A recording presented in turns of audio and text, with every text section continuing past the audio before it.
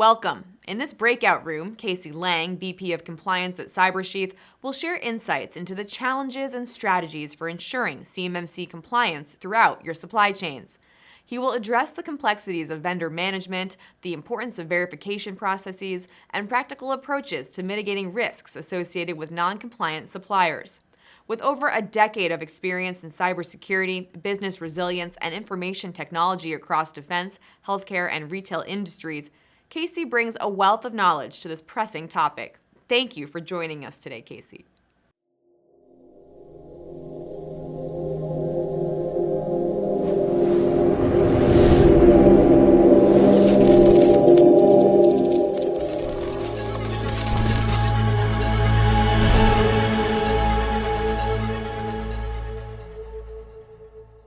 Welcome, everybody, today.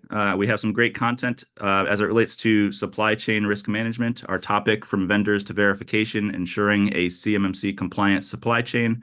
My name is Casey Lang. I'm the Vice President of Compliance Services here at CyberSheath.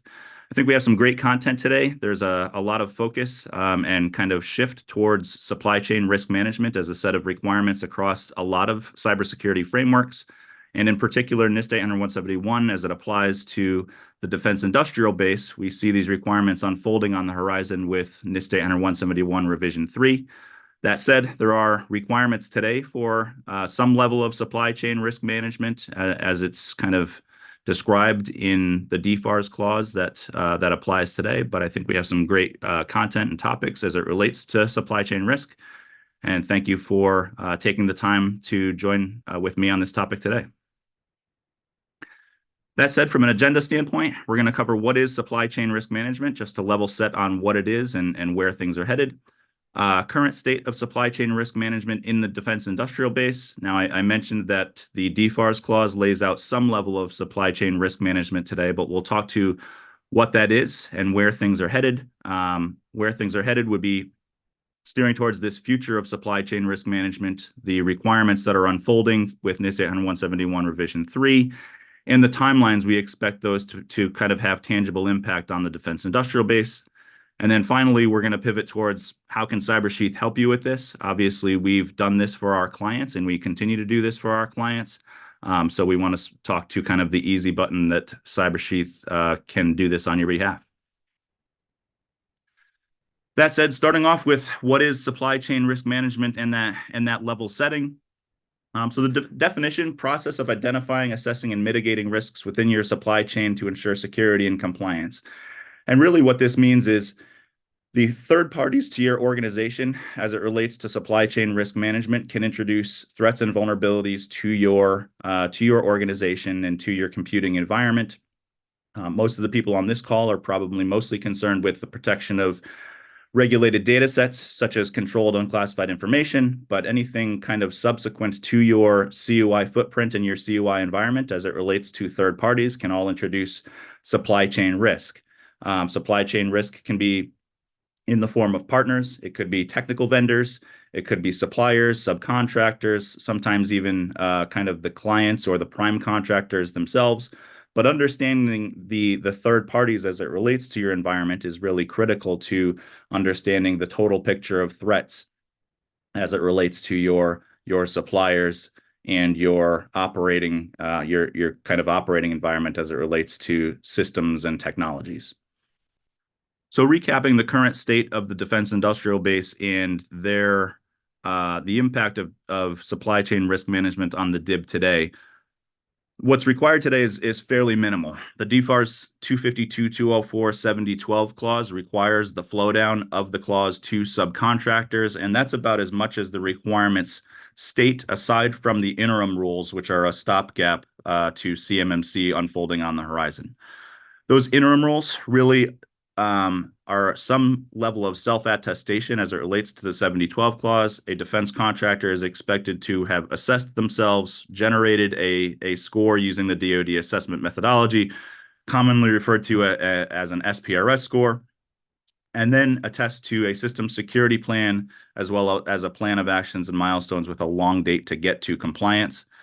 That said, when it comes to that flow down in those the 7012 clause itself and the interim rules, the expectation is that you are flowing down the clause to your subcontractors, and some verification is required as it relates to your supply chain to ensure that they are submitting the scores themselves. And I say submitting the scores themselves because the contracting official on the DoD side is required to confirm that the contractors and subcontractors have submitted that score. And that's why I say that's a stopgap to CMMC on the horizon, as there needs to be some sort of verification that the SPRS score has been submitted. So current practices that you see in the industry today, flow down of the clause itself, obviously. So if you have a set of contracted work with the DoD that has the DFARS clause, you're expected to flow down that clause and pass on the requirements for NIST Standard 171 implementation to your subcontractors involved in that work, largely the subcontractors involved in CUI. But to establish that verification mechanism, a lot of the prime contractors will issue the questionnaires asking, have you implemented or do you comply with the DFARS 7012 clause? Have you implemented NIST 800-171, and have you submitted or calculated this SPRS score using the DoD assessment methodology? And again, the reason for this verification is largely to remove the likelihood of surprises. So big contractor bids on work, has a set of suppliers or subcontractors involved, and if the issuance of that work is tied into this SPRS scoring, they want to make sure that they understand their supply chain and avoid any hiccups when it comes to that work being issued. The challenges today, inconsistent practices. There's nothing that says that you need to issue these questionnaires and understand your supply chain. It just makes sense today because it could disrupt the issuance of work. Resource constraints. Smaller subcontractors lacking the resources to fully comply with the requirements. We're in this kind of squishy phase today because NIST 800-171 permits a plan of actions and milestones and a timeline to get to compliance.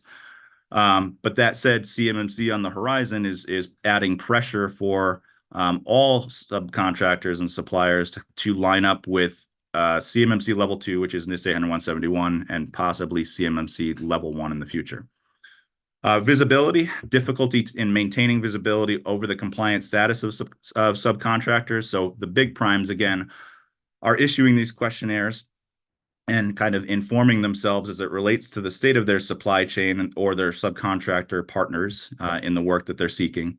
And then the focus really today is regulatory. So those prime contractors are issuing questionnaires because they're interested in if you can disrupt the work, or if you can't participate in the work, how disruptive is that going to be to the delivery or the outcomes of the contracted work? So they want to ensure NIST 800-171 is being implemented. You have a path forward. DFARS clause is there, and you're kind of on a path to compliance, and you've done your kind of minimum duties to comply with the DFARS interim rules by going through the DoD assessment methodology, calculating that score, and submitting it so that it's verifiable by a contracting official.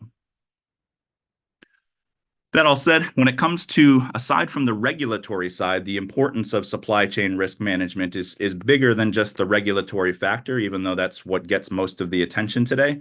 So I thought I'd bring a real world example to the table as it relates to supply chain risks and how disruptive they can be, because as supply chain risk management unfolds in the future, and it is unfolding with NIST 800-171 revision 3, it's not just about the regulatory factors or the fact that it can be disruptive to work being performed for the DoD. The expectation is that you're doing supply chain risk management programmatically to reduce risk.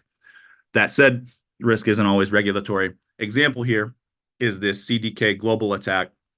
Not a specific example within the defense industrial base, but a great example of how one supplier can be massively impacting to an entire industry segment.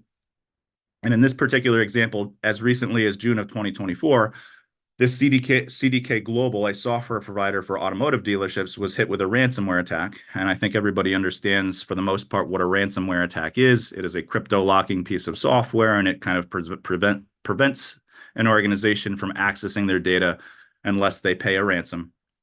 But that said, to address these ransomware attacks, you're either considering paying a ransom, or you're fully dependent on your ability to kind of recover the data and kind of fall back on your backup processes.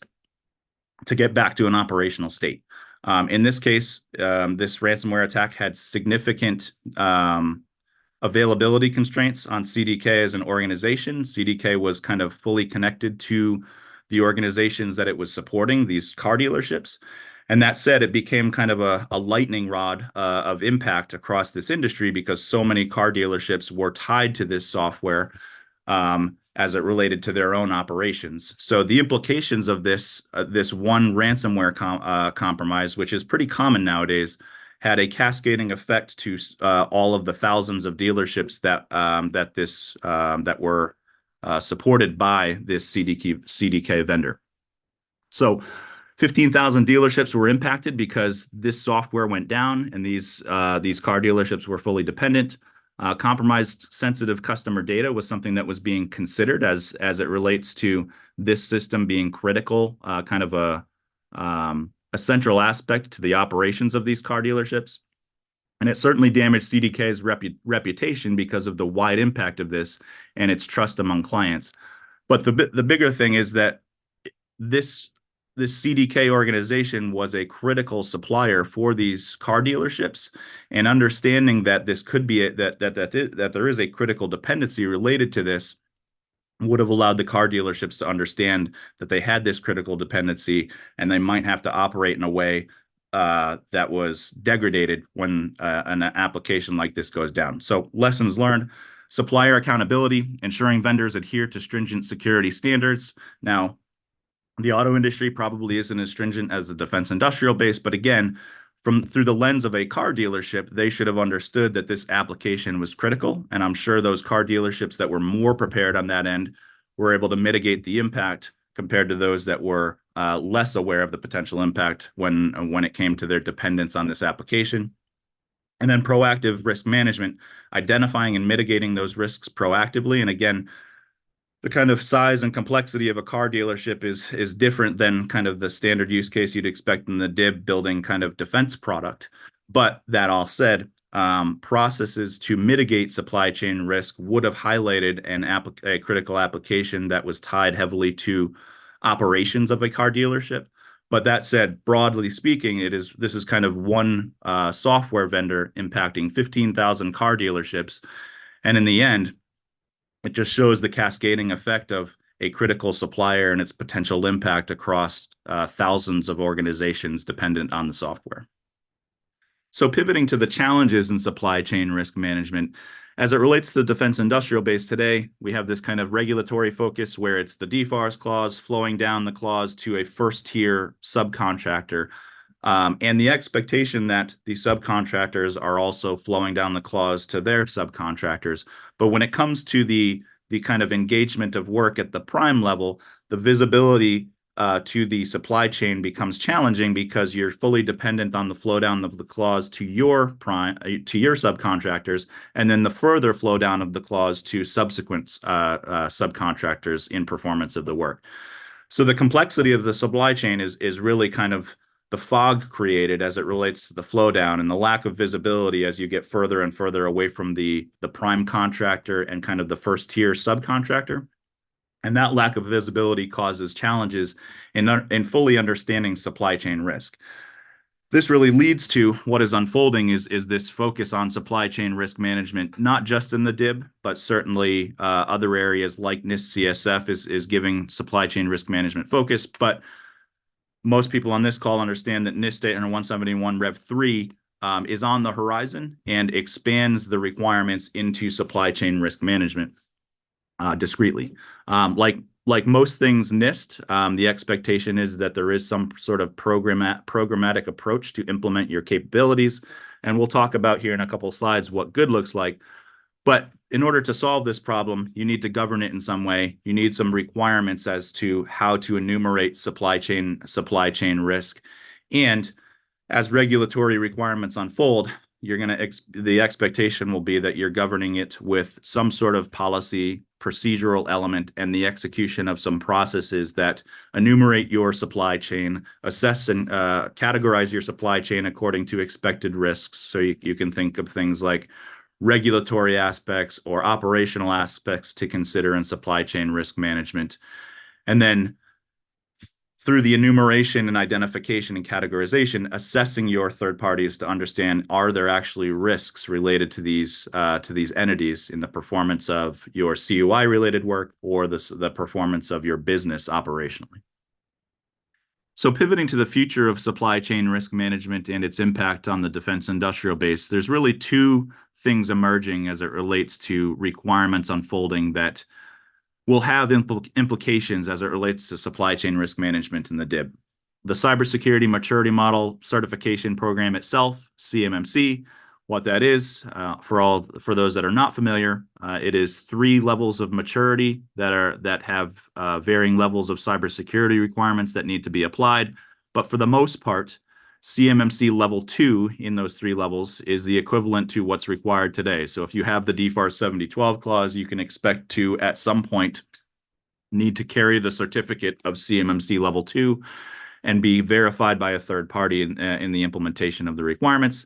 And then the second piece of this is, as I've alluded to, NIST 800-171 revision 3 on the horizon. Now, CMMC will unfold first. The rulemaking process is underway, and that rulemaking process should lead to CMMC level 2 kind of ending up as a requirement in contracts at the soonest towards the end of the year this year, more likely early 2025 when we start to see it. Also expect to see some sort of phased approach. But what CMMC brings to the table is you have to be verifiably certified by a third party of the implementation of the requirements in NIST 800-171. So today, DFARS clause is largely self-attestation. In the future, you need to carry the certification. The impact on supply chain risk management when it comes to current state today, current state being questionnaires being distributed by prime contractors, your SPRS score submission. These are all kind of bridging the gap towards you as a defense contractor holding a certificate showing that you've verifiably implemented these requirements, which is different than verifying a what's referred to as an SPRS score, but a DoD assessment methodology score that's talking about your compliance journey. CMMC, you're expected to be compliant verifiably. So that changes things a little bit, where in the future, prime contractors will want to see your CMMC certificate. Show me that you've been verified by a third party, where today, again, it's just verification or attestation from the subcontractors that the SPRS score has been submitted and that you're on a path to compliance implementing NIST 800-171. 800-171 revision 3, this iterated revision 2 is where we stand today, introduces a discrete set of supply chain risk management requirements. And why that's different, again, DFARS 7012 requires that you flow down the clause today, so it's just handing down the requirements with little verification.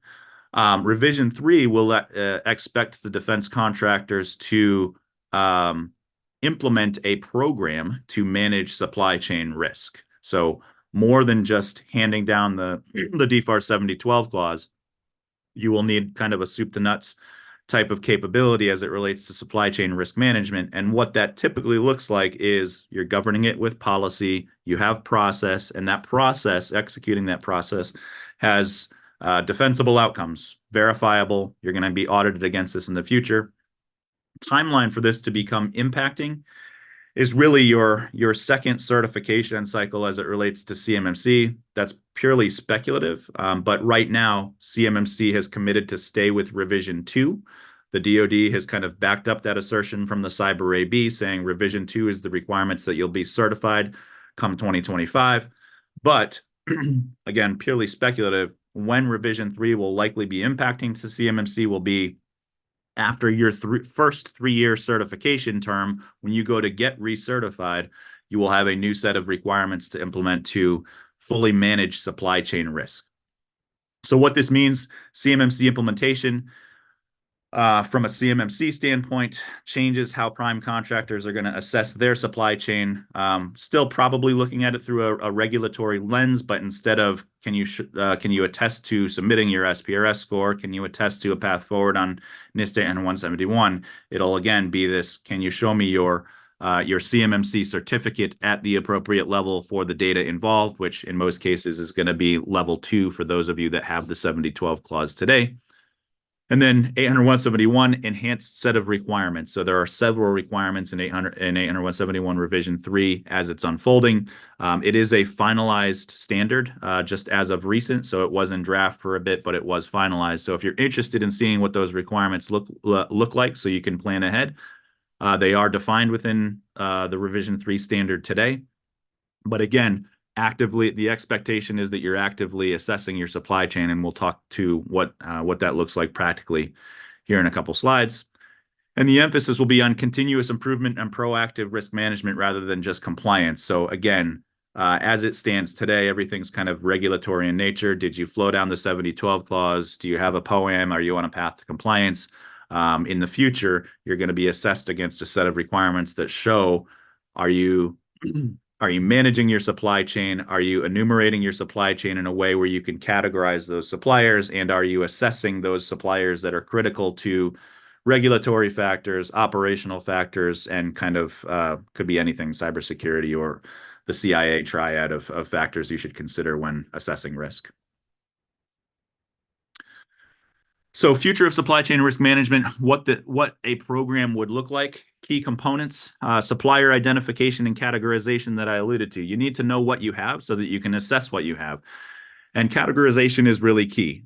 Today, and I think important to the defense industrial base and the 7012 clause as it exists today is kind of this data-centric approach. You're protecting a regulated data set where a particular set of requirements is expected to protect that data set and the systems that are processing it. So understanding your total suppliers and then understanding which suppliers might have regulatory factors like DFAR 7012, might have operational factors, referring back to our example around the CDK incident that occurred that showed supply chain risk operationally. But understanding your full picture first and foremost is critical to guide your assessment. So categorizing the things that are important to your organization so that you can assess the things that are critical to your business. And then there's the engagement piece. Today we have questionnaires. In the future, some sort of engagement further than just the regulatory questionnaires today should assess based on the categorization that you establish. So if you identify a supplier as having a regulated data set, you might assess them differently than a supplier that might have operational impact. But building that program to assess your suppliers that exceed a certain categorization or risk level is going to be critical. Continuous monitoring. Supply chain risk management shouldn't be a one and done kind of thing. The reason for that is there is constant change in the defense industrial base and in general as it relates to operating a business. But situations may change. A supplier or a subcontractor might work in a purely staff augmentation capacity today, so it's lower risk. Maybe they're just bodies and seats. Maybe just the personnel security piece matters because they're entering your organization on your assets, et cetera.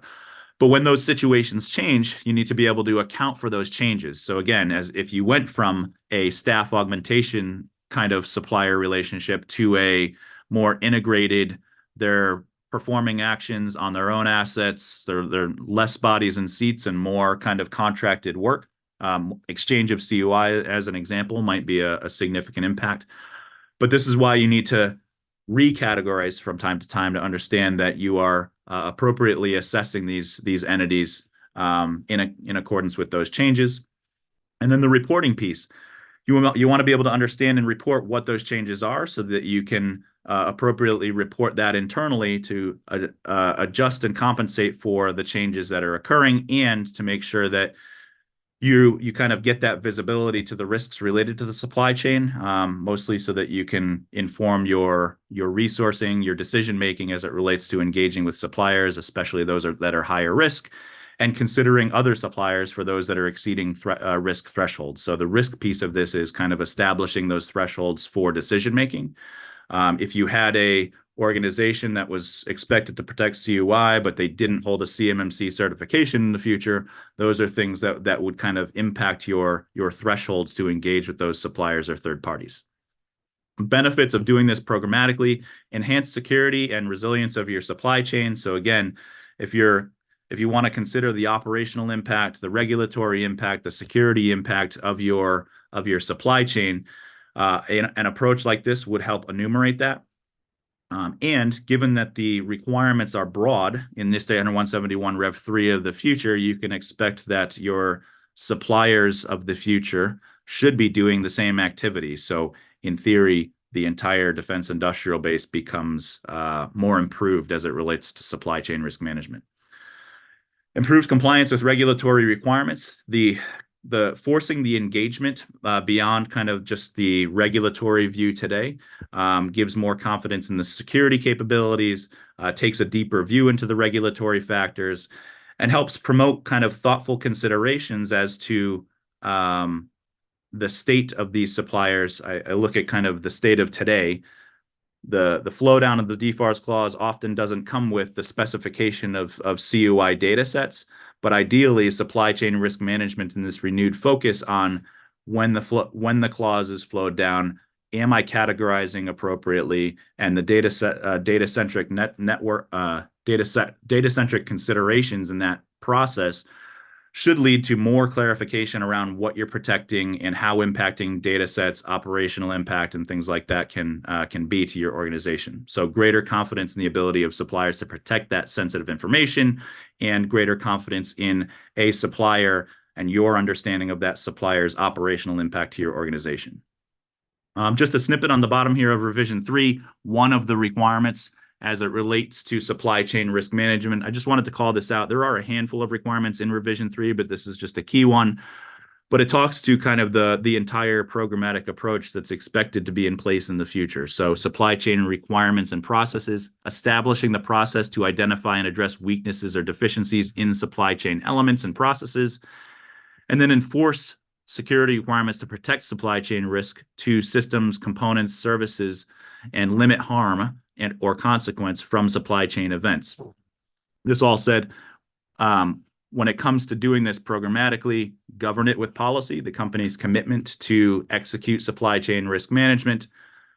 Take that further and answer the how question, define the procedures to go and categorize, establish your risk thresholds, assess the higher risk elements to your supply chain, and report on that as it relates to continuous monitoring so that you're accounting for any changes and adjusting those risk thresholds as necessary.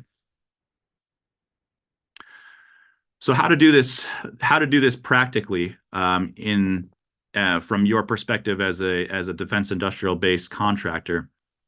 Step one, and I've alluded to this along the way, but just stepping into it further. Supplier identification and categorization. Your objective here is to, again, enumerate the suppliers, the subcontractors, the third parties as it relates to your organization. I would imagine that in a lot of cases, this is going to be tied to kind of the full scope of your organization if you're trying to measure operational impact, regulatory impact, security impact, but you need to understand who your third parties are, and you need to establish the criteria for categorizing and assessing. So criteria that you should consider as it relates to performing supply chain risk management. Regulated data exchanged is going to be a critical focus. It's what the focus is on today because our requirements are tied to a regulated data set being CUI. But this is bigger than just the regulated data set piece. Incident reporting requirements, key single source suppliers that can disrupt operations or your ability to perform work, operational impact as it relates to your business performing, financial stability, compliance and security practices, contractual obligations. All of those things should be considered when it comes to identifying and categorizing your supply chain. And the methods to perform this, collaborating with project teams and leveraging a categorization matrix. Highlighting that project team focus. If you consider how DCMA and DIBCAC, through their DIBCAC process, perform their own audits today, it's always through that contractual lens.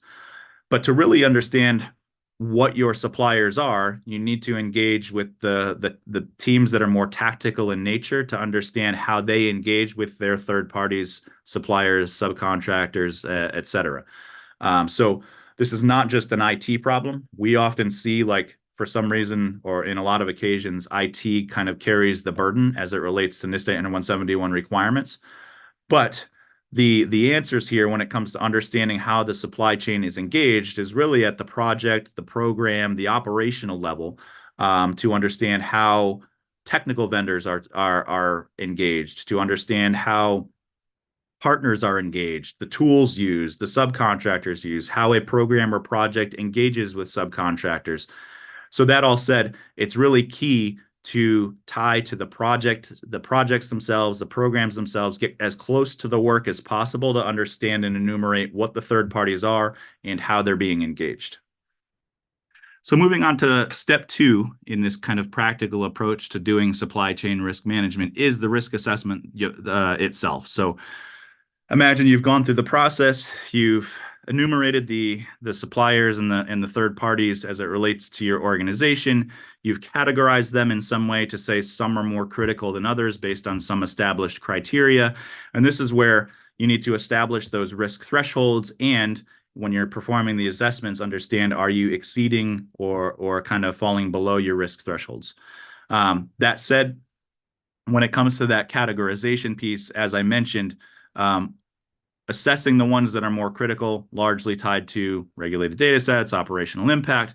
Once you've down selected to the ones that are critical, can have impact to your organization, assessing those is typically in the form of risk assessment questionnaires, evaluating the responses and developing risk management plans. If you have other kind of, if you have higher category critical suppliers, in some cases you may want to engage directly and actually perform some assessment or validation of the assertions that they're coming back with.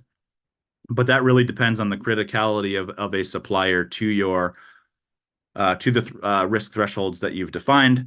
So if I was to establish those risk thresholds, I would consider low risk categorization, no action required. Maybe moderate risk would be a questionnaire and understand some capabilities as it relates to the supplier. And then maybe a high or critical risk supplier requiring some verification. Verification is usually a little bit more involved in that you might be walking through some of the responses they've provided. You might be asking for some evidence. You might be asking for some documentation to show that their capabilities are kind of well governed with policy and procedure. But as it relates to that risk assessment process, it's really those 3 lenses. You have kind of the direct engagement, you have the questionnaire responses to get a sense of their capabilities, and then you have the lower risk items. And you want to monitor all 3 of those categories, because you want to understand if there are changes that you need to make, changes in kind of the relationship between you as an organization and the third party that might shift them from one categorization to another. So moving on to step 3, continuous monitoring and assessment. This is different from the risk assessment piece in that this is where you are continuously adapting to the situations of your engagement with your suppliers and third parties, and how that's different from risk assessment. Risk assessment, you've done the categorization, you've identified the higher risk suppliers, partners, vendors, and you've assessed them based on that risk. What risk assessment does not count for is the changes that you need to monitor as it relates to your supply chain. And this is where you're really forcing recategorization on some defined cadences. So if you have the big picture list of suppliers and third parties, and as I alluded to, if changes occur in the nature of the work or the interface between the supplier and your organization, you need to capture and modify your approach based on those changes. So that continuous monitoring piece is really continuous engagement with your program people, your project people, to get them to report when tangible changes are occurring in the nature of the engagement between organization and third party. And why this matters is if you've gone, for example, if you've gone from a supplier that has no involvement in controlled unclassified information as a regulated data set, and now you've pivoted towards the supplier relationship has changed, and now you're exchanging data and collaborating on data between your organization and the supplier, that would likely change the risk profile in a way where you would want to assess them differently. So they could have gone from a low risk type of partner to a high risk type of partner because the situation has changed. And that's where continuous monitoring is important. Training your program project staff, those people that are kind of engaged with your suppliers, establishing who the primary points of contacts are with those suppliers, but training your internal staff to say, hey, I have a change here. I think we treated them as this supplier third party as low risk before, but because this change has occurred, we should probably recategorize and reassess them based on this new circumstance, based on this new use case. And that's where continuous monitoring and assessment is important. Objective, ensuring ongoing compliance and risk mitigation based on that categorization, and establishing those cadence processes to regularly review your supplier performance and compliance, performing those periodic audits and recategorizations, and accounting for changes through your risk management plans. So if you're recategorizing your suppliers and that supplier situation is changing, now you might be engaging more directly or having more thorough risk assessments towards that supplier through the nature of this continuous monitoring. Step 4, compliance reporting and communication, maintaining transparent and effective communication. Really, this is informing the decisions or the decision makers as to the state of your suppliers and the risks that they present to your organization. So those folks that are making the decision to engage with particular vendors also need to understand whether there are supply chain risks that can impact the decision making. And this really comes down to, do I engage with a third party or do I not engage in a third party? Now, in particular circumstances, maybe it's low risk and there's no sensitive data exchanged and there's no operational impact, but you should still have some sort of supply chain owner as it relates to the relationship in case that changes. But when it comes to regulated data sets like CUI or operational impact, if you had a supplier that had massive operational impact, as an example, and they had poor security practices or they had several security incidents as of recent, those are all things that should inform the engagement with that vendor and inform maybe reselection of vendors to support your organization or your project work, as an example. So ensuring that the output of the risk reporting gets to the right folks, that you have the right decision makers involved, and when you're exceeding your risk thresholds, forcing those conversations to ensure that you're mitigating risks to an acceptable level in your defined risk thresholds. So SCRM in practice, what good looks like. I've alluded to this a little bit along the way, but to me, a good capability is governed with documentation, unfortunately. But documentation guides all things, especially when it comes to DFAR 7012 and NIST 171. So maturely defined capabilities really tie to policy. Policy is the company's commitment to doing these things. Now, NIST 171 Rev 3 is on the horizon. As I mentioned, I wouldn't expect it to have impact for a couple of years as it relates to a set in stone requirement that is largely being implemented across the defense industrial base, but the requirements are defined, they exist. So you have the opportunity to get ahead of it. Getting ahead of it from a policy standpoint, the company's commitment to do supply chain risk management, and then defining how the company intends to perform supply chain risk management through documented and repeatable processes. So procedures, SOPs, defining those risk thresholds, defining your categorization of your suppliers, the process to enumerate, the process to engage with kind of boots on the ground, project, program, operational staff. All of that should be laid out in a documented fashion so that you can say, I have policy governing, I have process documented, and I follow these processes and have these outcomes. And that's really where you're defensible with your operational capabilities.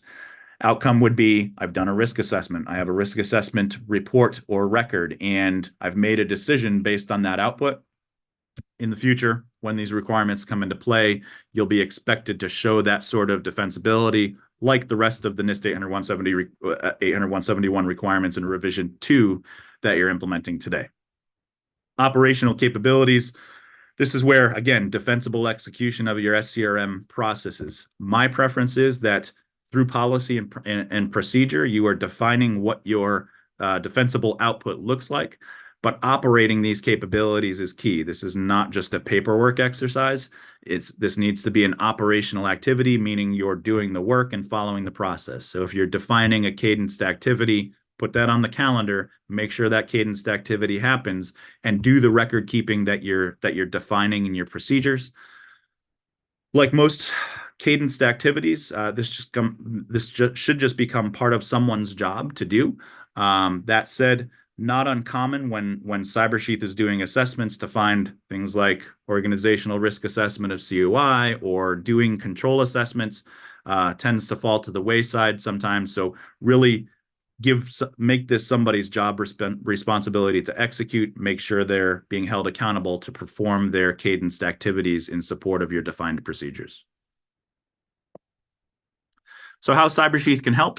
CyberSheath does this work already for our clients, and I'll walk into a couple of use cases. I know the requirements don't exist today because revision 3 is on the horizon, but we do have some forward-leaning clients that want to get ahead of supply chain risk management and engage with their suppliers. So that said, we have extensive experience in DFARS and CMMC, kind of see the writing on the wall with NIST 800-171 Revision 3. And we've had these clients that are just interested in enumerating their supply chain, assessing their supply chain, and really they just see where things are headed. So they want to be have more visibility to their supply chain and all the challenges that we've discussed in this presentation. So the service components and operational processes that we execute today, we do that supplier third-party categorization on behalf of our clients. What that looks like tangibly is we engage with our clients first and we establish what that categorization is.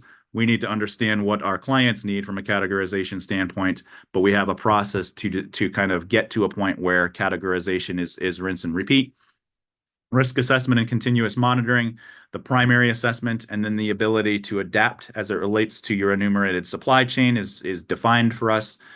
And then compliance reporting and executive briefings. This is really around, are you falling below your risk threshold or above your risk threshold, and what your actions should be if you are exceeding your risk threshold. So that reporting piece is, hey, we've done our risk assessments of the selected clients, and we see some that are above the risk threshold. Client, you need to make some decisions here.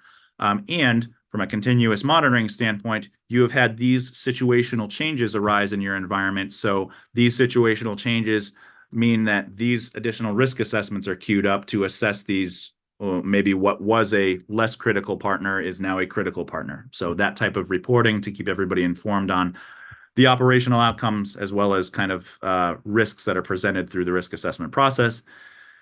And then the training and support piece. This is where identifying who the boots on the ground are that should be reporting when it comes to changes in your supply chain relationships. So what we try to do is assign accountability to a particular supplier or partner. Somebody is kind of a lead within the organization, and they are trained to report if situations change in the nature of the engagement. And another example would be if you have a COTS provider and they just sell something that you can buy off the shelf today, and now that's changed to you as an organization have handed this supplier a set of technical requirements to go build something according to specification, and maybe that specification is CUI, and it becomes a more collaborative effort with data exchange. Those types of situations would garner someone on the project side, the relationship owner, to report and say, hey, I have this change here. I think we need to go through a risk assessment and understand the risks related to this organization and perform that risk assessment. The benefits, since we have these processes documented on the CyberSheath side, and it's both governed maturely with procedure and executed operationally, it's kind of an easy button as it relates to performing these activities. So defense industrial base contractors can certainly stand up and do everything that I described in this presentation, but if you don't have the resources or the capability, CyberSheath can certainly assist with rapidly putting these things into place, since we bring that expertise and the resourcing to the table. So stepping into the case studies, there's really one major distinction between Company A and Company B that I'll discuss. But Company A, significant CUI footprint, so a defense industrial base contractor that builds defense widgets.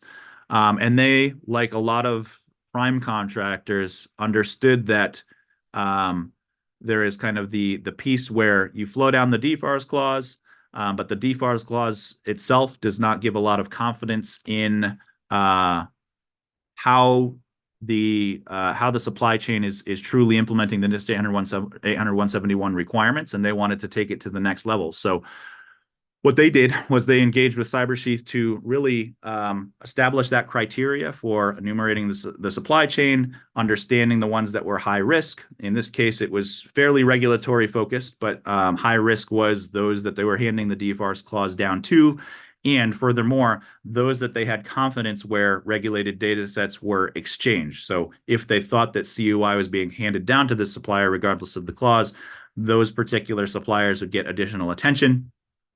Through this process and enumeration, this particular client wanted us to engage directly with those suppliers that were of higher risk. So rather than just gathering the attestations from the suppliers involved in the work and checking a box, they engaged with us to directly engage with their suppliers at this categorization to validate the assertions that they were making. So we went through a subset of the NIST 800-171 framework that we established were key verification points. And through this process, we were looking at tangible evidence or show me exercises to confirm that they were implementing in accordance with their assertions, and reporting back to our customer to say, okay, we found these issues, these discrepancies, or in some cases, we'd find out that the assertions were, in place as asserted. But informing our CyberSheath's customer to the state of these and having a lot more confidence in the practices of the supply chain was hugely valuable to our customer in understanding their supply chain and making decisions based on that output. So again, solution here, CyberSheath implemented this SCRM program. We perform the categorization, the assessments, and we engage in the continuous monitoring, along with establishing those decision thresholds with the customer. We kind of need the customer to make the decisions and to agree with what those decision thresholds are. It's not something we kind of mandate on top of the customers. We need their feedback in defining those thresholds. And then Company A, in partnership, has developed a mature operational capability to assess its monitors, vendors, and subcontractors, augmented by CyberSheath and the performance of this work. Obviously, there's shared responsibility here. CyberSheath can't make the decisions for the clients, but we can certainly categorize, assess, and report back. And that reporting back is where this particular customer picks up the torch and says, okay, we have decisions to make because we've exceeded these thresholds, or we have low risk, kind of under the threshold suppliers. Case study 2, Company B. Now, this is a little bit different because this particular customer did not have a CUI footprint, but expected to be expanding into the defense industrial base and gain a proactive understanding of which suppliers of theirs were on a path to CMMC level 2, on a path to DFARS compliance. So this was purely kind of proactive in nature. This particular customer of ours sees the writing on the wall, understands CMMC is coming, has a lot of suppliers that they felt probably weren't on the path, but they wanted to educate along the way and make sure that if the customer organization is kind of headed towards this DoD related work, they knew that their suppliers also needed to be headed in that direction. So they proactively engaged. Now, understanding the suppliers was key first, and then also understanding the suppliers' engagement with potential engagement with regulated data sets in this particular circumstance. But then again, assessing against NIST 800-171 as a framework, assessing against DFARS 7012 and the interim rules, allowed this particular customer of ours to say, hey, we're in a position to keep seeking out this DoD work. We have confidence that a certain set of our suppliers are on a path to support this direction. And there are other suppliers that, as they uncovered and assessed, purely kind of existed as maybe COTS partners. They weren't exchanging data. There was no kind of technical solutioning. So it gave them much better visibility over those visibility to those suppliers that could participate in future DoD work and those suppliers that couldn't, And along the way, when it comes to the training piece of this, we were training these suppliers along the way so that they would understand these particular regulatory requirements. If you had any intention in participating in this work with this customer organization of CyberSheath, this is the why, this is the how, and if there was any intention in kind of future work, if there was any intention to support work that was non-COTS and build custom solutions, set yourself up on a path to CMMC compliance if you're heading in that direction. So the results of this, Company B improved its compliance preparedness, reduced supply chain risks kind of foreseen in the future, and enhanced its own security measures by understanding supply chain risks in general as it relates to the implementation of the requirements.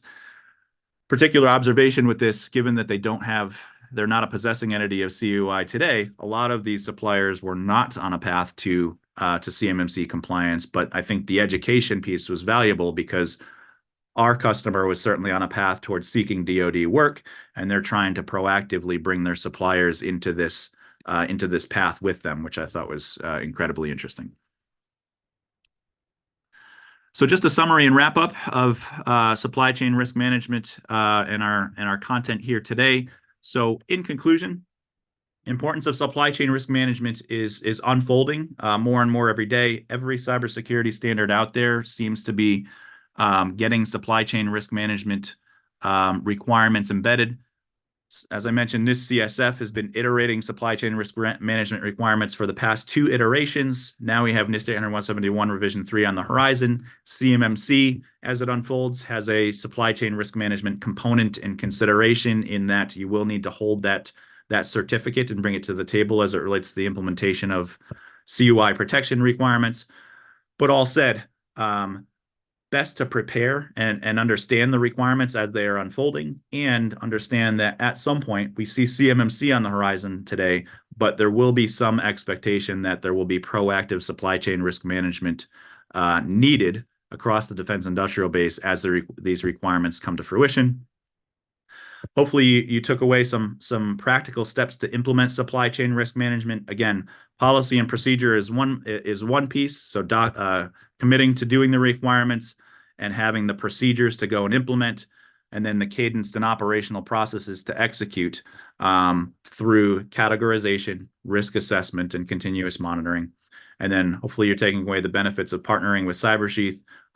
We're a managed services business as much as anything. And what that means is we partner with our clients to perform these activities on their behalf. So hopefully you got a sense of how we would do it to support you in your supply chain risk management journey as these requirements unfold. Hopefully you guys took away have some takeaways from this content. I appreciate your time today in walking through this presentation with me. And if you have any comments or feedback, I'm sure there will be mechanisms at the end of this presentation to reach out to CyberSheath if you have additional questions or if you're interested in our support.